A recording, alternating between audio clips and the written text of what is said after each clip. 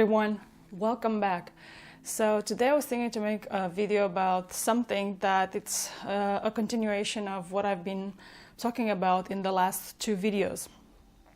If you remember 2 videos ago, I was talking about how to program, how to be a good programmer of life. Well, part of that is actually selecting life. And what do I mean by that? As a child, since I was really small, when I was, inserted in this reality, I just could see the, not anomalies, but the unnatural way of how life was. It's weird to say that, the life is unnatural. But what I've come to recognize later, and also in terms, a notion of that was the limitation of our human experience, and what does that mean, and how does that express here. And as a child, I would see all these things that for me, one is it was boring, and it felt limited, and I just wanted more.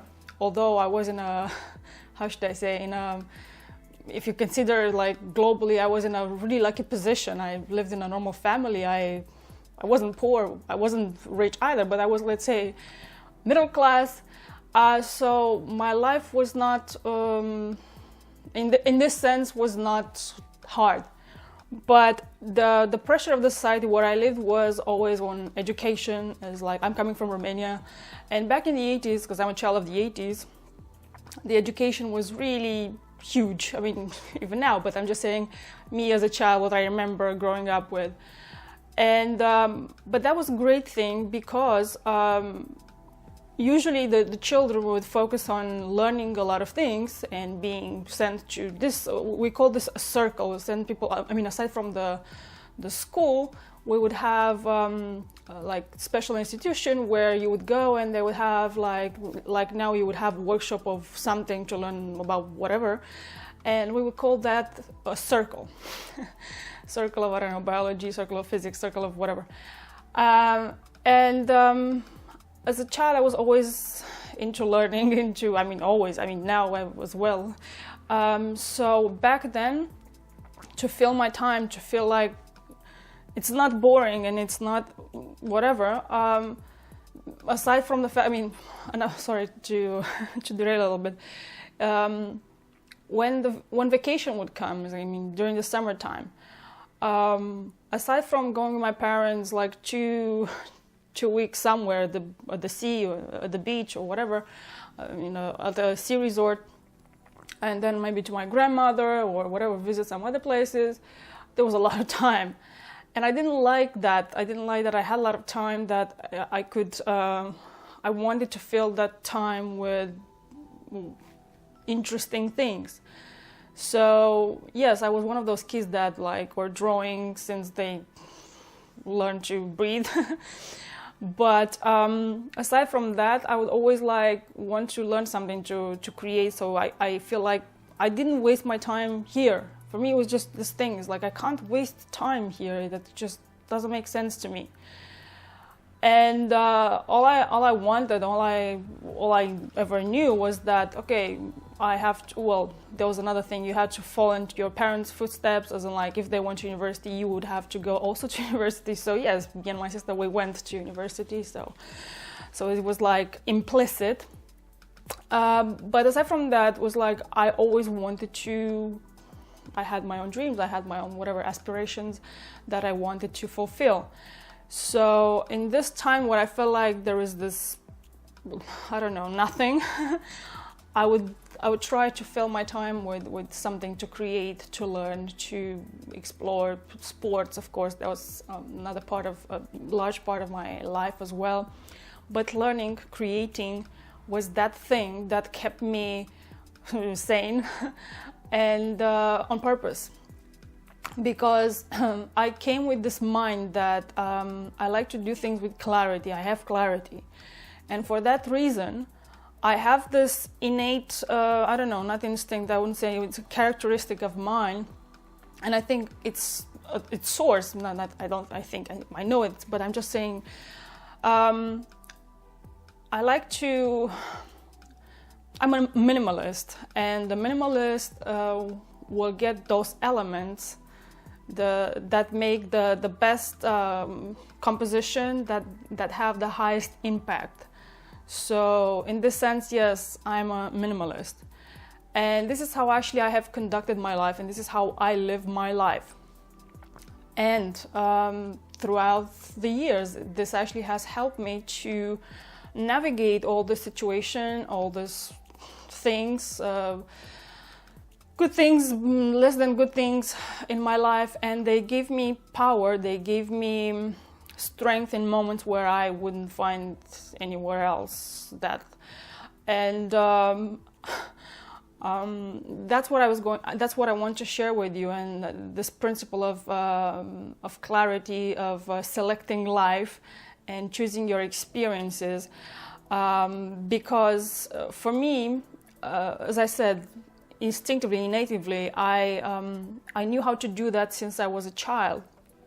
And for me, life wasn't just something that I saw and said, oh, I want to do that as well, or whatever. No, I would just observe, and I would see that I don't want to do that, or what the other kids are doing, that's not what I want. I always was on purpose. I would always like find, okay, what fits me, what's the highest good thing for me to develop further. And that's how I had this mindset throughout my entire life, and that's how I lived my life, and currently do so. And I would say this has served me well. But then again, I'm sorry to repeat myself, selecting life is something that people should have this ability innately in themselves, not just live by default and let themselves run over by situations, by things, by whatever, and just be able to have this discernment, so you can choose what you really want to experience, your direction, your thoughts, what you want to create. This matters internally, because this will create a certain structure inside of you that, as I said, the internal architecture is that thing that you built on all the skills, all these things inside of you. You know, those sayings that is like, all the riches are inside. It's true, because this is what you build inside. And being selective, having clarity, and understanding that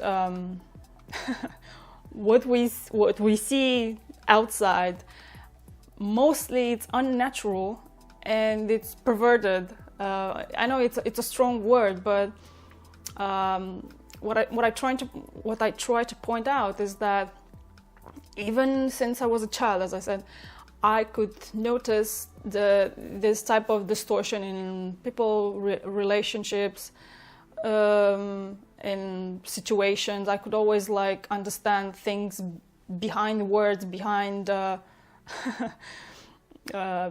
behavior, body language, and stuff like that. And it's not just intuition, or it was just this capacity. What I would just look, and it's like I would understand. Okay, this is this and this is that. I wouldn't have to be, told what's happening. So I would understand those things. But because of understanding those things, I would see the distortion in things, in people. And later, in this past few years, but now, at an extreme level, when we're so close to a certain point, my experience is one that it's rejecting strongly, as no, I don't want you part of my experience at all. So I try to keep my personal space, my professional space, and my space in general in a state of cleanliness, then where I can actually be and develop and create further.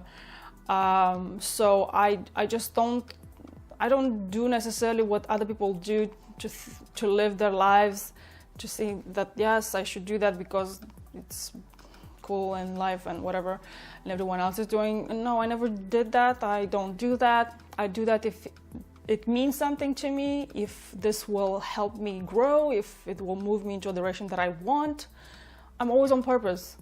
And it's annoying for some of my friends. Well, I don't know if it's annoying, but it's like, oh, not again. She's thinking, yes, because in this sense, I'm really conscious of how I live my life, in this sense.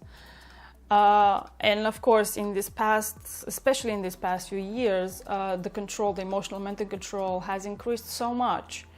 And yes, I'm in a state where it's so easy to maintain inner peace, being centered, being happy. Happy doesn't necessarily mean to be like always up, jumping up and down or whatever, although this could mean as well. But happy is, I would say, is like, to try to describe it.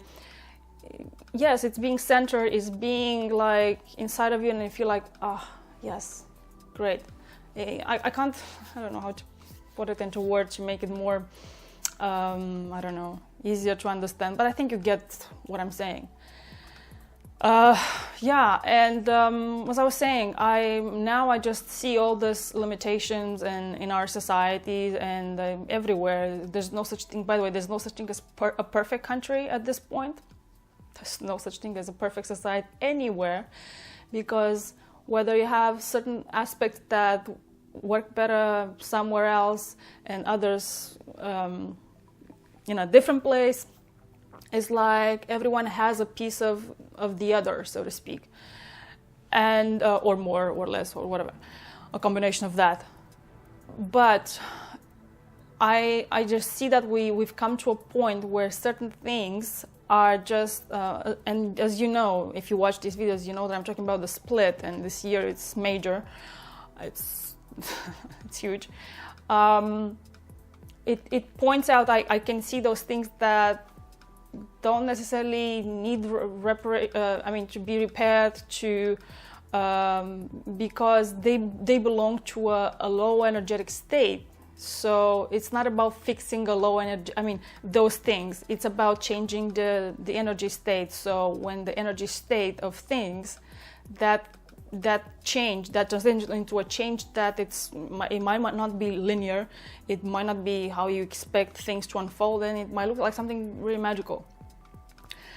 But again, it's like what I was going to highlight and emphasize is this aspect of like selecting your life, select your experiences, select what you want to live, what you want to have in your life, people, experiences, things, how you shape, how you design your own life from now on. And it's not about this mentality that at least how we've learned it so far, about like what life success it means. It's going to be a little bit different from now on. Well, a lot for some people. But the thing is, clarity will serve you well, and being selective, being a minimalist in a sense, that actually is what's the paradox here. The more clear you are, at least what I see from my own experience, the clearer I am, in this space I am and I stay, the more complex situation I can handle, and I can do a lot of stuff, because through the nature of my profession and what I do, and also through writing, I handle a lot of complex things in my head, and that makes the process run smoothly and more efficient. Okay, I think I hope that this made sense. Yeah, see you next time. Ciao.